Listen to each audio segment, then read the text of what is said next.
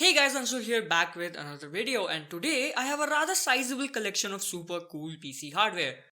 So do you want to know all about the parts and how or why I ended up getting them? Then stay tuned for that and more right after this.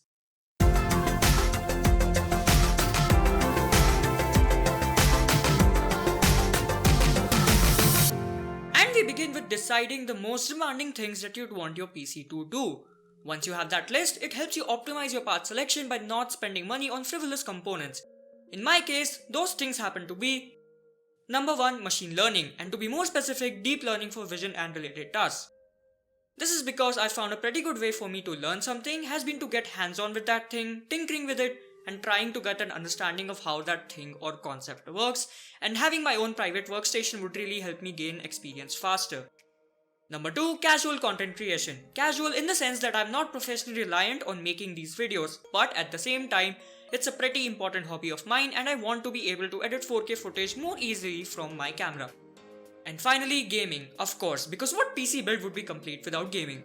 But seriously, PC gaming has been a pretty important pastime of mine. As soon as I cleared my JEE Advanced exam, I actually built my own gaming PC which I've been using in college from my second year all the way till I graduated. So now let's take a look at the parts, shall we? Now if you guys might have paid attention to the title of the video, it contained this phrase Mini-ITX. In case you guys don't know, Mini-ITX is the name of the form factor for compact motherboards, which in turn allows you to make compact PCs. So we have two parts that really make the build possible. First is the case, which is the Corsair Obsidian 250D. Even though I would have liked to get the more popular and even more compact Mini-ITX cases, their pricing and or availability in India made them a tough pill to swallow. Even though this case will celebrate its 4-year birthday next month, it still has a lot of things going for it. It has ample airflow from mini-workstation, is completely dustproof at all the major intakes and vents, and doesn't require any other special components except the aforementioned Mini-ITX motherboard to build a PC inside of it. Corsair also updated the front fascia and it doesn't come with that super sticky film in the front while still maintaining that brushed aluminum look. For the Mini-ITX motherboard, I went with the ASRock X370 ITX motherboard paired with a Ryzen 5 1600 CPU. I wanted to get the Beep 350 version of this board but it was out of stock. Plus the X370 version has a slightly better VRM cooling for longer operation while overclocked. I was also considering the i5-8400 for my build, but the corresponding ITX motherboards would end up being too costly to get here in India.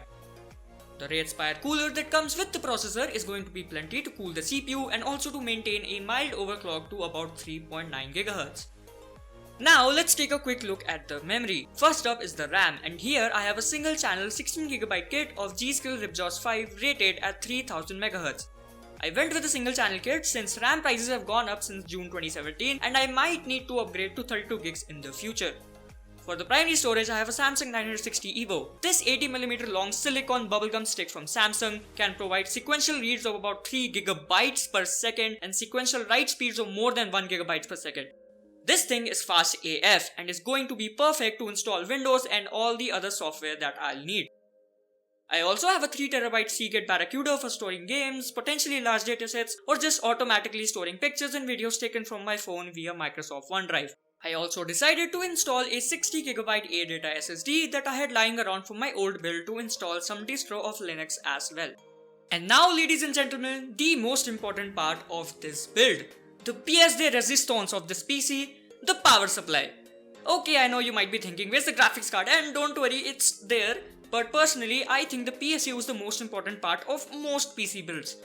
Having dealt with a cheap unit that took away the motherboard with it, I've always made sure to use good quality units in my PC builds.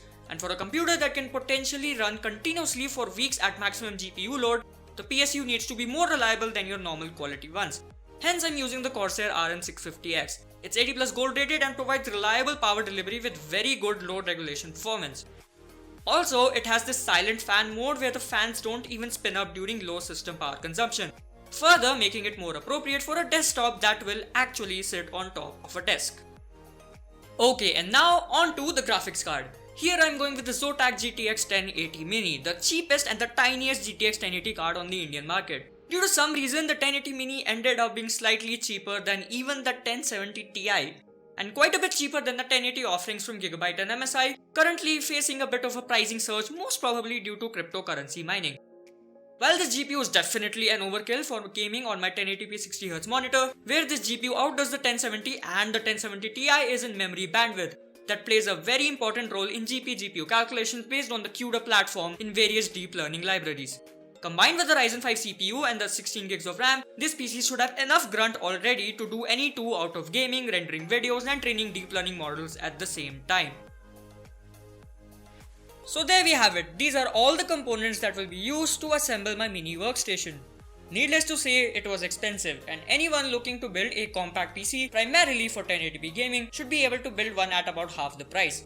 Also, if you're thinking to build a similar configuration yourself, I'd actually recommend waiting, since Q2 of 2018 is going to be filled with new Ryzen CPUs and next-gen GPUs from Nvidia and AMD. But if you can't wait like me, or you want to check out where I got these parts from, the links are in the description below. So that's it for this video, and thank you for watching.